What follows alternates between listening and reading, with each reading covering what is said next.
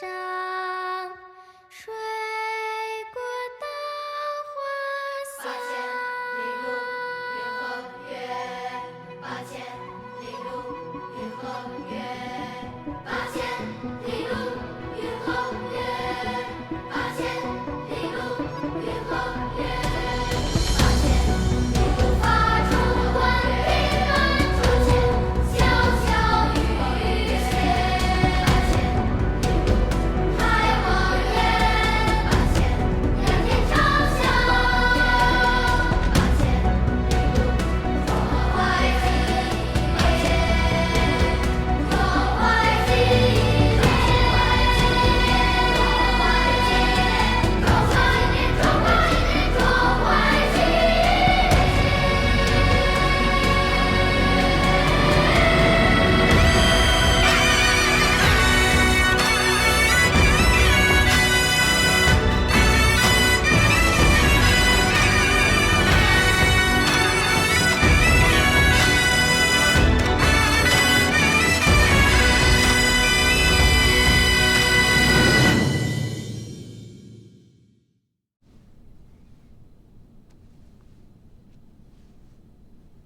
我记得有句诗，你念过的，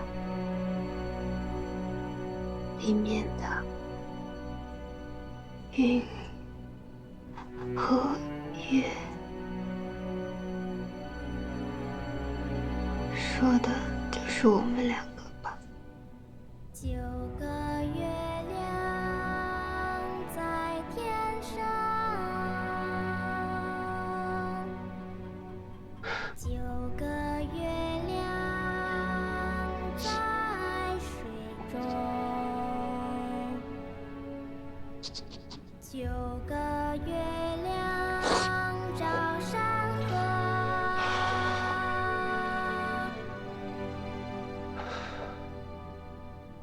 9个月亮藏云间。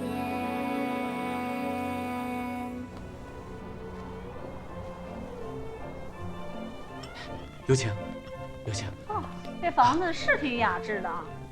北生，我听说田家泰就死在里头，有没有忌讳啊？和珅兄走了以后，这里就成了逆产，还是周部长照顾我。我想着，故土思故人，留着有留下来的好。长庚兄，哎，咱们第一次见面也是在这儿吧？和珅兄请客，那时候我的香奈儿走失了3天，你是费尽了千辛万苦给我找回来的呀。现在香奈儿还在我的下院，要是再丢失了，还得仰仗长庚兄啊！别，金兄现在今非昔比啊，哪能用得上我呀？但是如果金兄你需要的话，林某愿效犬马之劳，好不好？哎，对了，那个听说周部长现在正在组建公司，包销食盐，但是据我所知啊，在上海最赚钱的这个食盐、鸦片，可都掌控在日本人的手里面。他这个事情进展怎么样？江浙2省的食盐现在都在日本人手里，周部长也想把买卖权拿回来，可日本人怎么肯放手呢？哎，来，各位，这边请。长庚兄，上座。好。何先生，这儿。哎，来，2位夫人，请坐，请坐。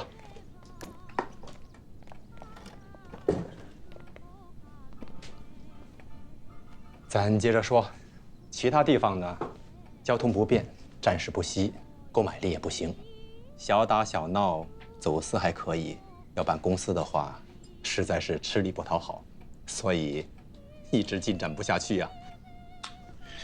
所以金兄啊，我今天来其实是给你献宝。何先生，何先生就是我口中说的那个宝。何先生有什么好法子吗？金次长，您知道现在除了黑白二物，这市面上什么货物最值钱？愿闻其详啊。猪鬃。猪鬃呢，在产地大概是3000元一箱，可是运到了上海，就得是5万。如果能运到美国，那60万一箱恐怕是打不住的。朱宗我当然是有所耳闻的，在全世界都很紧俏。只是朱宗的产地首推四川，其次湖南，可都在国统区呀。反正啊，这个何先生手里面有的是上好的朱宗，数以百相计。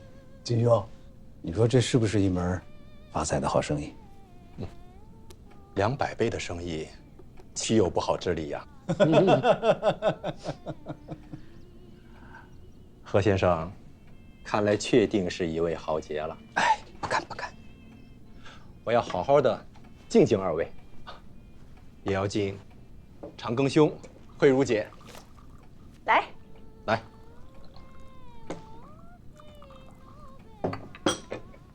李姐，来，金司长。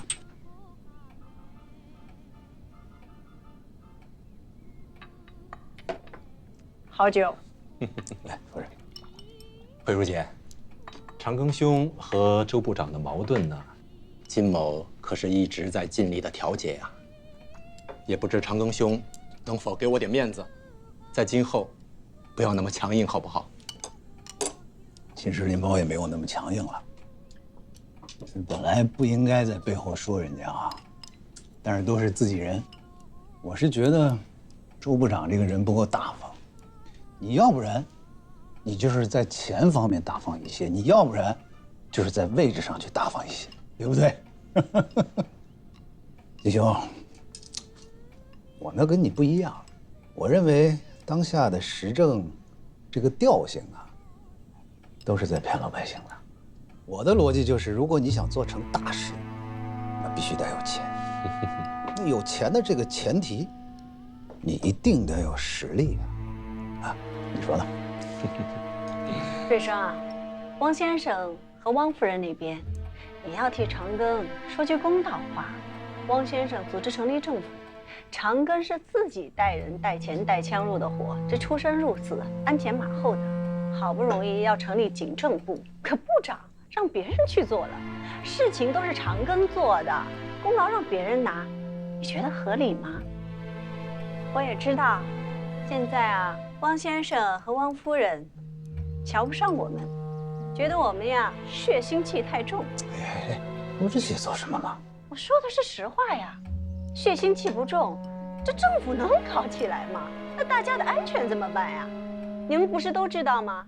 前几天少老就被人给丢了呀，多可惜啊！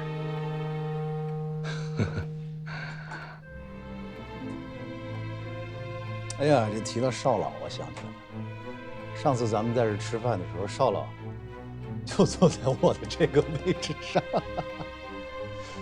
哎呀，你说提起他，我真是想当初咱们来上海的时候，真的也是多亏了少老的提携呀。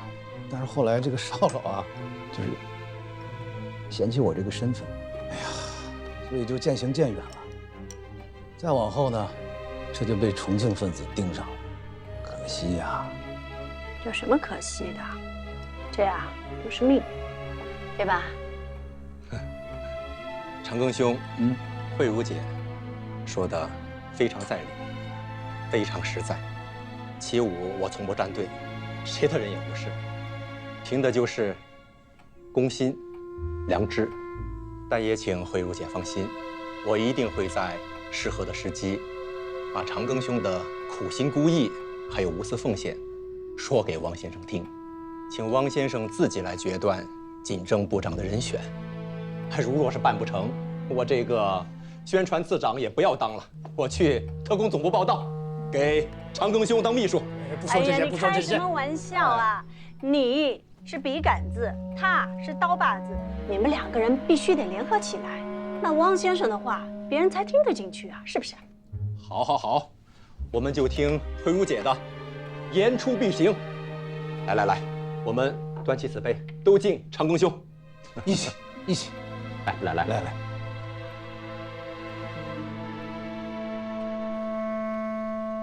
何先生，我一直觉得你有些面善，咱们是在什么地方见过吗？金司长，我们的确是见过的，而且就在此地。此地，我记得初次与金次长见面的时候，金次长就是在这个位子，击节而唱，怒发冲冠，凭栏去。包子，不知道金次长还记不记得孟府家宴？我记得金次长当时就坐在我夫人这个位置上，然后对着坐在这儿的布朗先生跟他讲孟子四端：恻隐之心、羞恶之心、辞让之心、是非之心，对应着仁义礼智。金次长真是学问渊博，何某深受启发。哪里，何先生，您才是真人不露相。哎呀，没。哎，二位是之前就认识，还是怎么就把两位连接起来了呢？哎呀，何兄，你说我应该怎么回复金兄啊？金次长，您现在是汪主席身边的文胆，当代大文豪，我相信您自然是能明白我跟长庚兄之间的这种微乎妙乎的缘分，是吧，长庚兄？哎，我看何夫人也有些面善了。啊，我也在田府待了很久，那时我是田先生的读书先生。我们何太太啊，是大夏大学的高材生，何先生的生意都交给夫人打理。那看来今天来的各位都是高人呐。危乎，止于无形；神乎，止于无声。好，真好。金次长过誉了，何某人呢算不上高人，真正的高人是林主任和金次长。我何某就是一个生意人，在这儿呢主要是林主任提携，在那边呢主要是代老板关照。当然，各位大佬们呢想做什么生意，我江户商贸公司就做什么生意，不只是朱宗，什么纱布啊、金鸡纳霜啊，还有桐油，我们。你不要乱讲呀，桐油哪里弄得到的？现在不能做桐油生意的。重庆向美国借款，美国指明要用桐油来抵账，现在没有人敢动桐油，戴老板都不行。对，还是夫人的脑子比我好使。看来今天都是老朋友啊。我呀，还是那句话，有钱咱们大家一起赚，能在河边上摸着大鱼，何必跑到河中间去捞那小虾呢？对吧？金兄，你不是一直想入股这个江户商贸公司吗？正主在这儿呢。这样，一会儿吃完饭，你们私底下好好聊一聊，好不好？何兄，长庚兄大气。不知道饭后能否请贤伉俪多盘桓一时啊？我得听慧茹姐的。我听林主任。我也得听慧茹姐的呀。没有开玩笑的，实话嘛。真是的，瑞生，我倒觉得你们饭后好好聊聊，挺好。好，大家吃啊。起舞投身和平运动，问心无愧。我是费尽了心力，东挪西借，买下了这块宅地，为的就是能够纹丝不动的保留下这个角落。1年多了，我时常是在此地一个人思念何晨兄啊。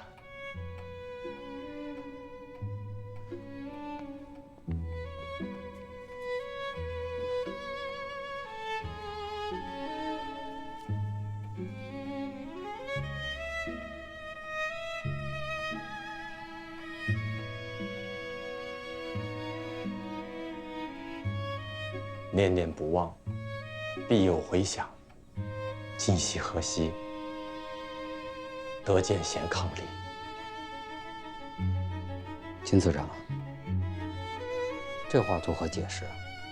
当时传言，早有义士潜入田府，密劝何臣兄离户赴渔。何臣兄终下决心，冒死牵肠。不料事成之日，日人为父，刀剑相逼何臣兄，令为玉碎，与敌同济。一时或捕或逃，不知下落。今见二位，才知道当时传言皆是实情。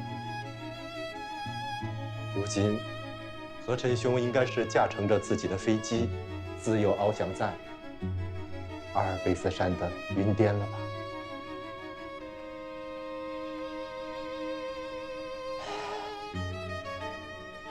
我刚刚真是起了一身鸡皮疙瘩。金次长，冒昧问一下，您到底是主张和平呢，还是主张抗战？我主张和平，但也不反对抗战。只要是对国有益，其武并无成见。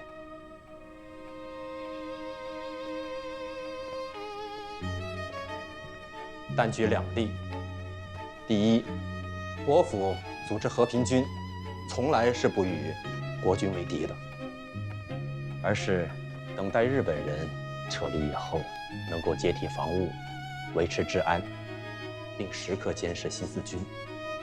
共产党才是心腹之患。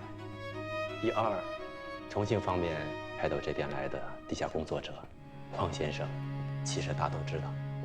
但是汪先生采取的是不闻不问的态度，是因为汪先生不忍党国分裂呀。二位能够深入虎穴，与魔同舞，真乃浩劫之事。金次长，你有话可以直说。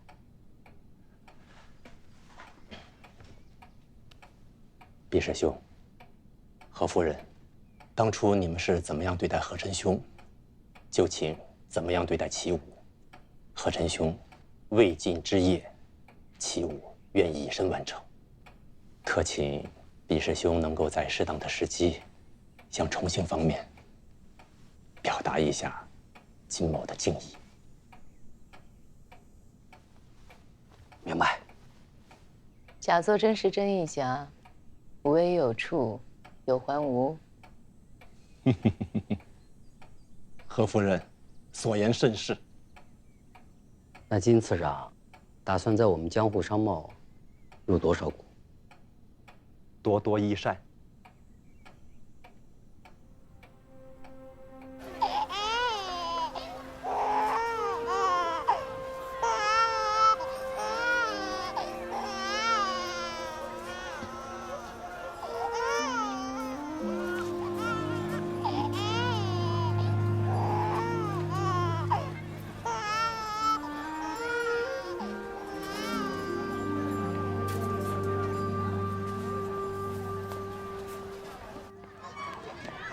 哇，小乖乖，哦呦，阿姨来了啊！阿姨来喽，阿姨来了，我不害怕啊，不哭不哭，哎呦不哭哦。何先生，你来啦？啊，玉娇去送货了，我来接月明。哦，不哭不哭啊，不哭，宝宝不哭啊，好孩子。金大姐，真的是，哎，我想跟你聊聊。有事吗？我跟玉娇已经深谈过了，我知道你们在做什么，我想帮你们做事。哦，宝，李大姐，哎，啊，不哭，乖乖，刚送进来，你就按现在的时间登记，然后给他洗个澡，称称体重，最重要的看看有没有随身物品啊。好，辛苦了。那我们这边聊。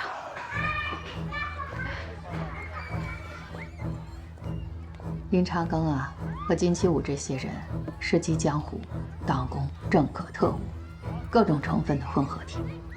他们呢很有野心，但是心中没有信仰，没有忠诚，没有家国，这样的人，他们的下场，往往就是人为财死，鸟为食亡。看上去是他们的铠甲，其实正是他们的软肋。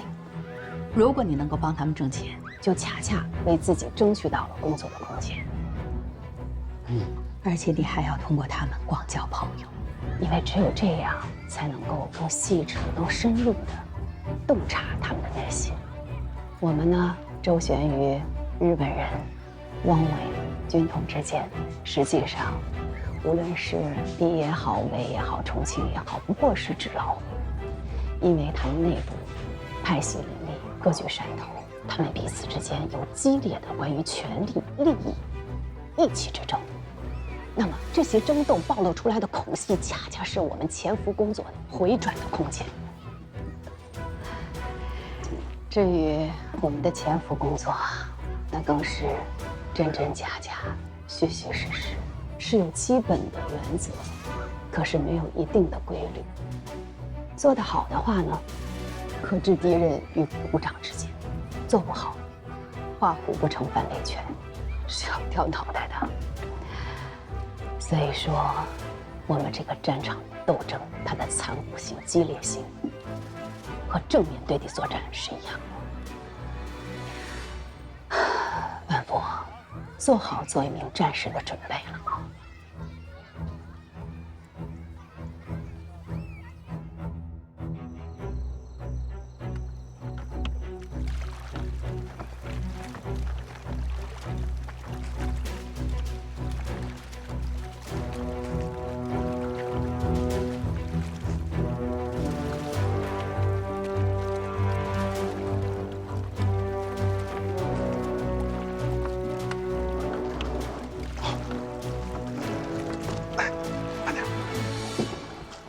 英文兄，李凤雄，你这个发明创造，我可是心服口服啊！你是心服口服了，但是辛苦的是两边兄弟的手。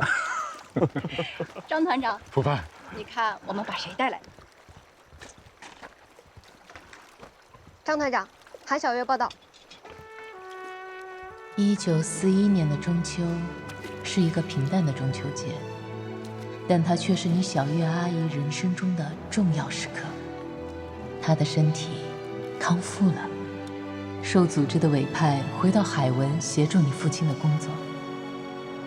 小月阿姨告诉我，在谢雨峰和傅帆的见证下，她和你父亲举行了简单的婚礼。他们一起吃了炸酱面，朴素却甜蜜。这一年的12月7日，日本偷袭珍珠港，标志着太平洋战争的爆发。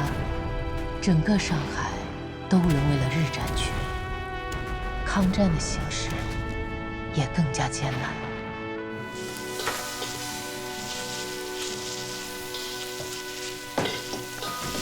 炒菜呢？来，我来。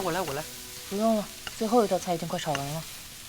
你先跟我说说，你的队伍现在已经开到哪儿了？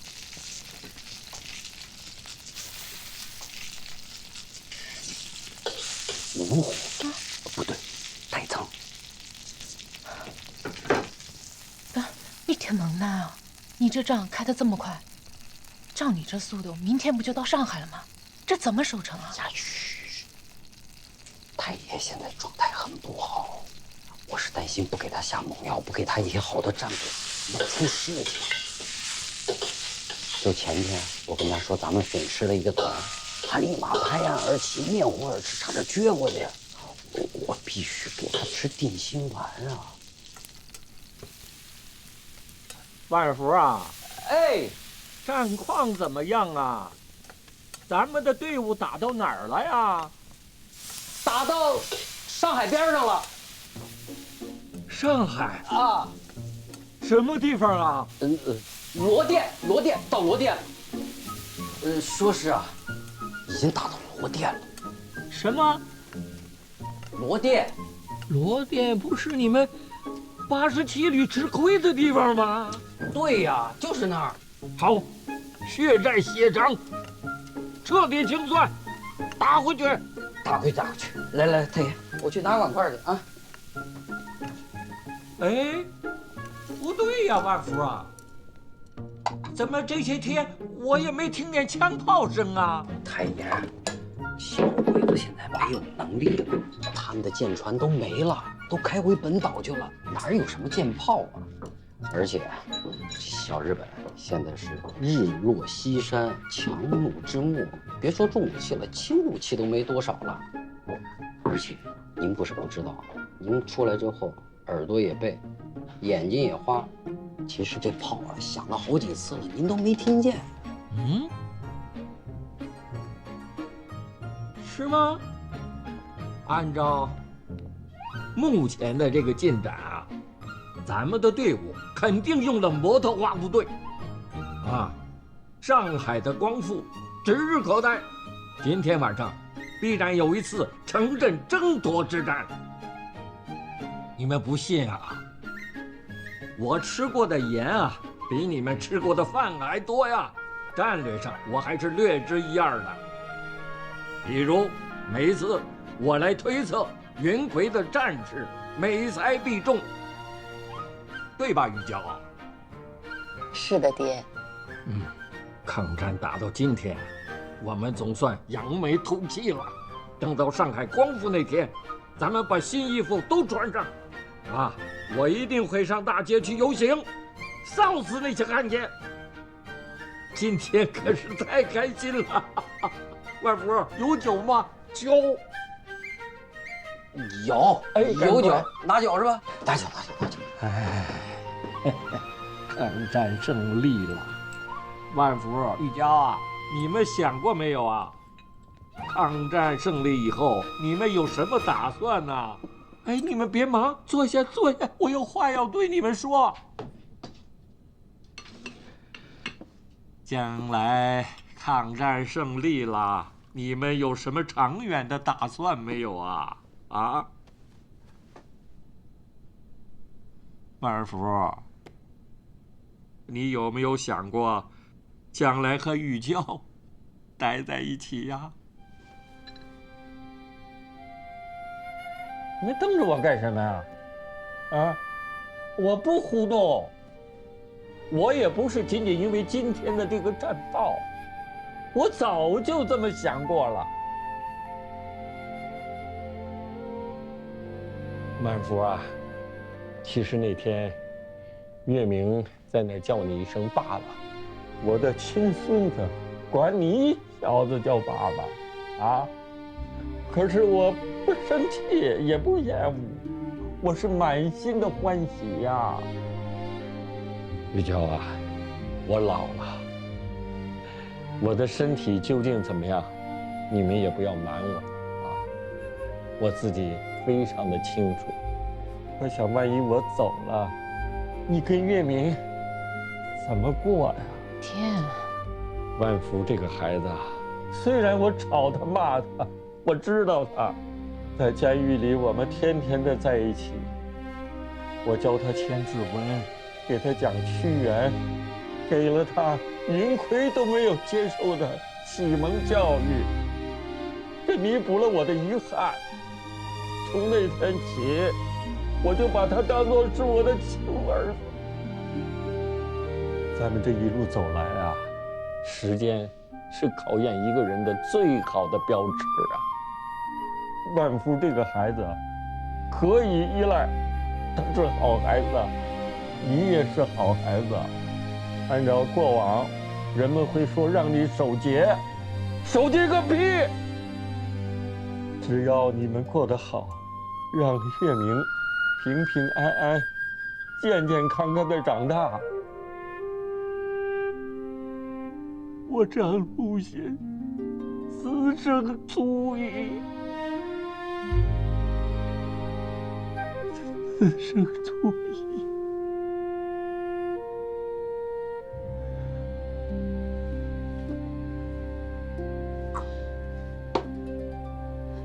太爷，我知道自己是个什么人，我就是一只小爬虫，有很多的事，很多的话，我都不敢想，我更不敢说。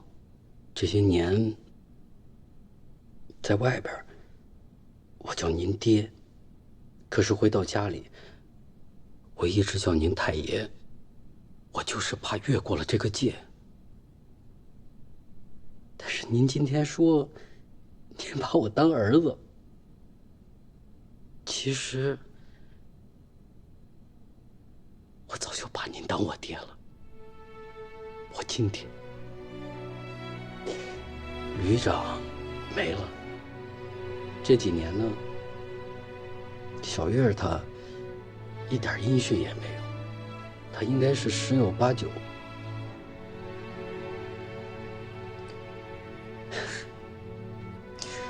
月明，打他出生第一眼看到的人，除了他娘，就是我。我孟晚夫这辈子最大的愿望，就是想把月明抚养大，让他健健康康的长大成人。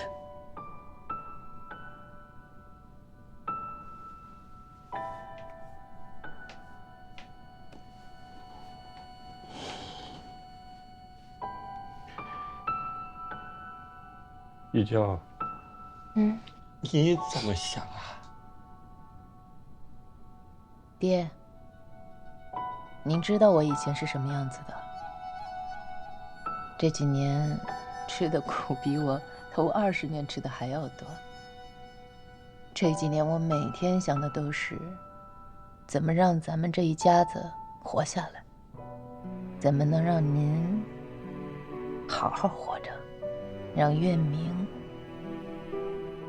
好好的活着，其他的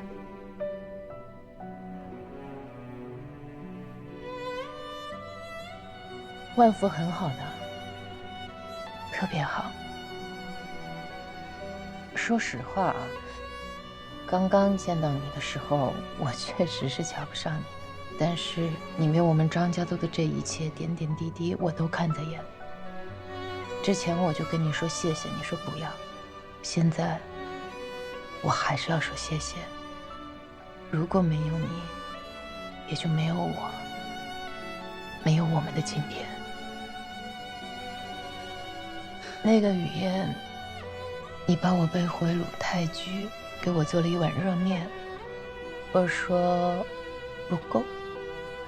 从那天晚上我就知道，你就是我的依靠。但是，我还是要说实话，直到现在为止，云葵在我心里的分量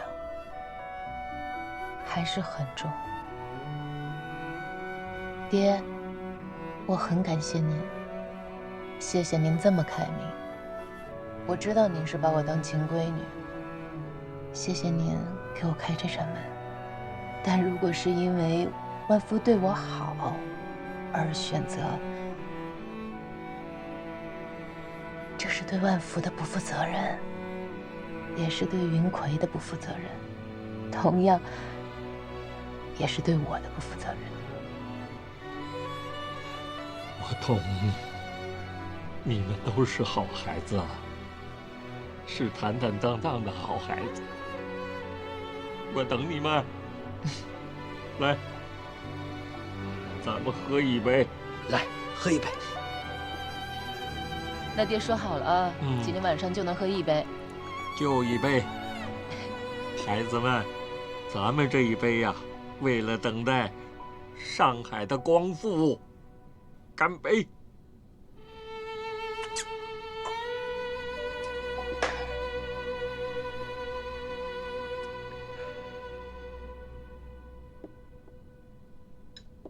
不笑点儿，喊起来啊！喊呐喊呐喊呐！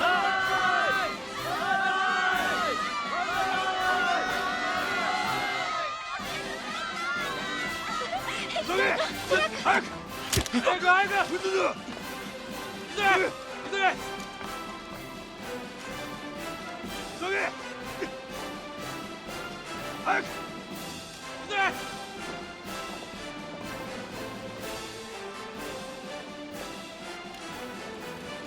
太爷现在也能下床活动了，而且我们战报也编到上海了。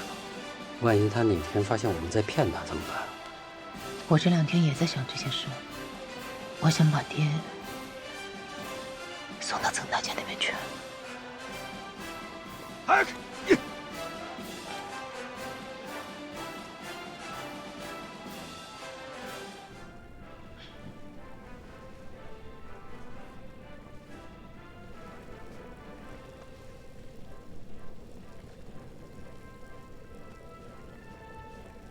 万福啊，玉婷。南有这个人，反对！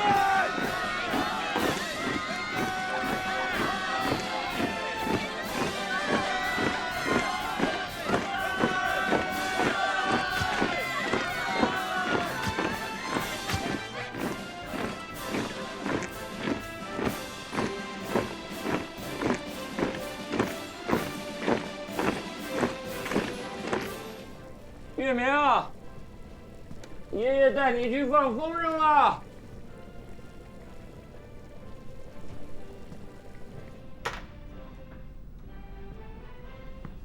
月明，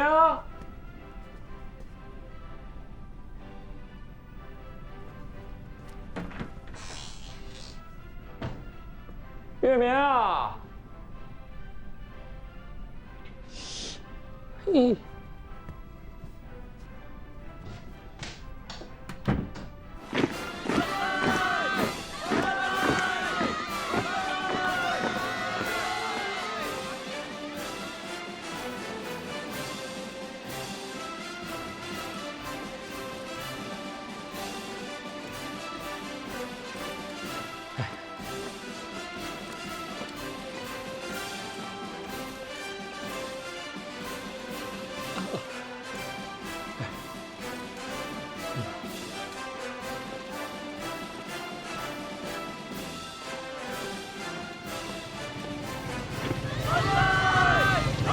这个人，反对！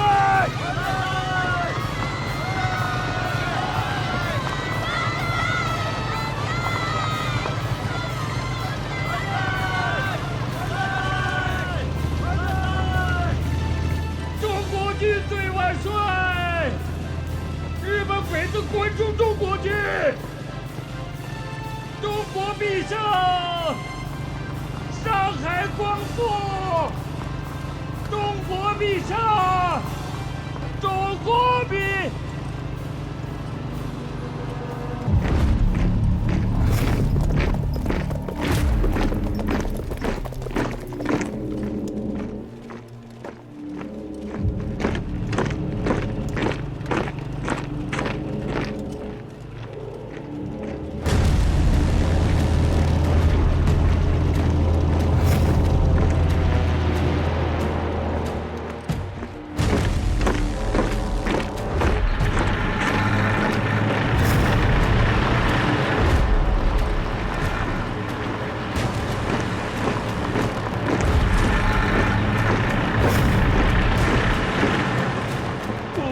怎么回事？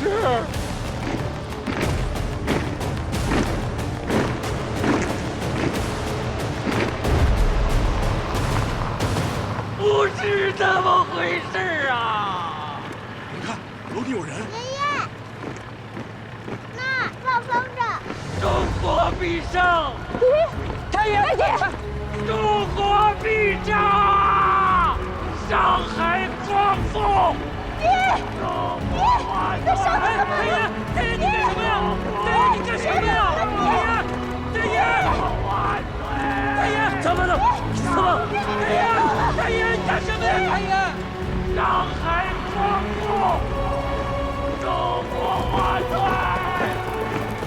中国必胜！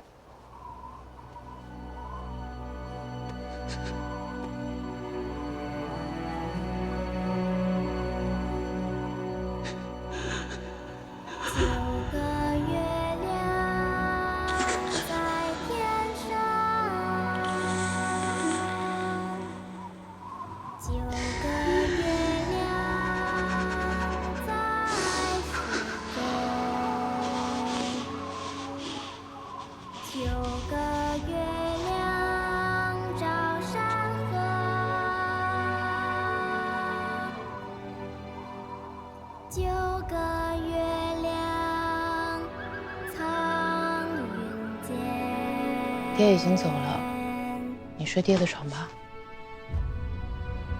在我心里，爹没走。